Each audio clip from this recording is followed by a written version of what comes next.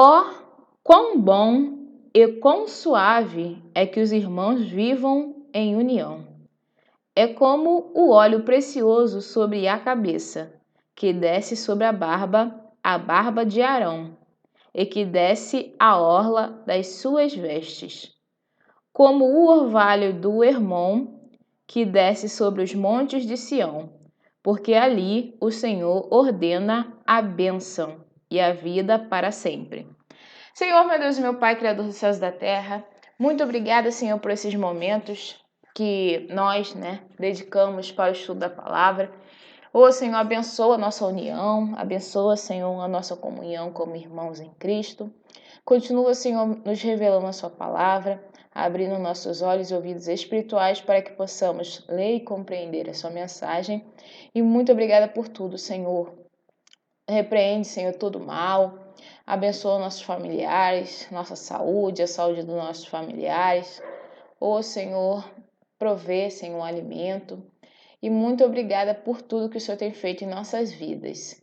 E que tudo seja para a honra, glória e louvor do teu santo nome. Amém.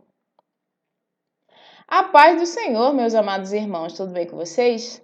Então, no vídeo de hoje veremos Marcos, capítulo 1, dos versículos de 40 a 45.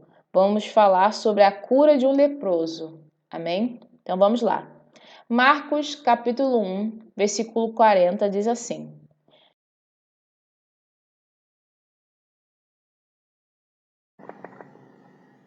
E aproximou-se dele um leproso, e rogando-lhe e pondo-se de joelhos diante dele, lhe dizia: Se queres, bem podes limpar-me, né? Então o Senhor Jesus estava nesse local, um leproso se aproximou dele, né?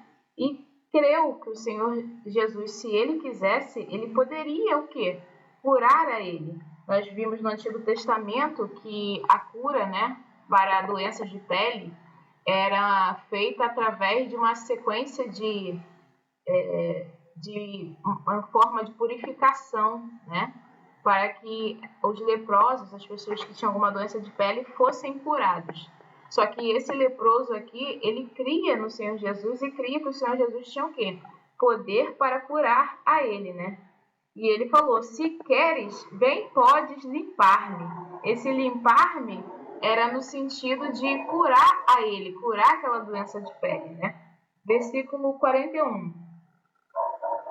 E Jesus, movido de grande compaixão, estendeu a mão e tocou-o e disse-lhe: Quero ser limpo. Então ali o Senhor Jesus sentiu compaixão, né, daquele homem, né, aquele homem que falou, né, que ele declarou que ele cria, né, que o Senhor Jesus tinha poder para curar a ele. E aqui a gente tem que se atentar também ao detalhe que o Senhor Jesus teve compaixão, estendeu a mão e tocou, né? Eu falei um pouco a respeito disso, da mulher do fluxo de sangue em Mateus, que naquela época as pessoas que tinham doenças de pele, tinham determinadas condições, né, eram retiradas do meio do povo, né, para o quê? Para que aquela impureza que elas estavam tendo naqueles momentos, né, não afetassem a todo o povo. Então, de certa forma, aquelas pessoas eram prejudicadas, a visão, né, que as pessoas tinham dessas pessoas era prejudicadas. Então, essas pessoas eram o quê? Postas de lado, né? Então, as pessoas evitavam esse tipo de pessoa. E aqui o Senhor Jesus foi contra, como posso dizer, ao que as outras pessoas faziam. As pessoas evitavam aquelas pessoas. Mas o Senhor Jesus o quê? Teve compaixão, estendeu a mão e tocou, né? Ele tocou aquele homem que estava carregando consigo, né, a lepra, né? E o Senhor Jesus disse-lhe: Quero ser limpo. Então o Senhor Jesus ali, naquele momento, curou aquele leproso, né? Versículo 42. E tendo ele dito isso, logo a lepra desapareceu e ficou limpo. Então, o Senhor Jesus, naquele momento, realizou aquele milagre de curar aquele homem. E aquele homem, né, é um bom exemplo para nós de fé, né, que ele declarou, ele foi até o Senhor Jesus com fé e disse que o Senhor Jesus, se quisesse, poderia o quê? Limpar a ele. E assim o Senhor Jesus fez, né? Ele teve compaixão daquele homem e falou, quero ser limpo, né? Versículo 42. E tendo ele dito isso, logo a lepra desapareceu e ficou limpo. E, advertindo-o severamente, logo o despediu, né? Ele advertiu o quê? Para que não contasse às outras pessoas o que tinha acontecido, né? Advertiu severamente, logo o despediu. Versículo 44. E disse-lhe, olha, não digas nada a ninguém, porém vai, mostra-te ao sacerdote e oferece pela tua purificação o que Moisés determinou para lhes servir de testemunho, né? Lá em Levítico, capítulo 14, dos versículos de 1 a 32, fala sobre a cerimônia de purificação, né? O que uma pessoa que estava nessa condição, né, de doenças de pele tinha que fazer, os rituais de purificação que essa pessoa tinha que realizar. Muitos dos judeus da época do Senhor Jesus não criam no Senhor Jesus e alguns achavam que o Senhor Jesus estava vindo para abolir, né, as leis do Senhor entregues por Moisés, né? Mas ele aqui claramente ele falou para que aquele homem seguisse a lei, né? Que fosse até o sacerdote, que entregasse, que se purificar, oferece pela tua purificação que Moisés determinou, né? Aquele sacrifício pela purificação, né? Então o Senhor Jesus estava mandando ele cumprir as leis que a gente vê lá em Levítico, né? Então muitos judeus achavam que o Senhor Jesus era contra as leis, queria abolir, muitos achavam que ele estava blasfemando contra Deus, mas aqui nós vemos que o Senhor Jesus, o quê? Mandou que ele fosse fazer o que deveria ser feito segundo a lei de Moisés, né? E o Senhor Jesus disse, para o quê? Para que ele não dissesse nada a ninguém e que fosse se apresentar ao sacerdote. Para o quê?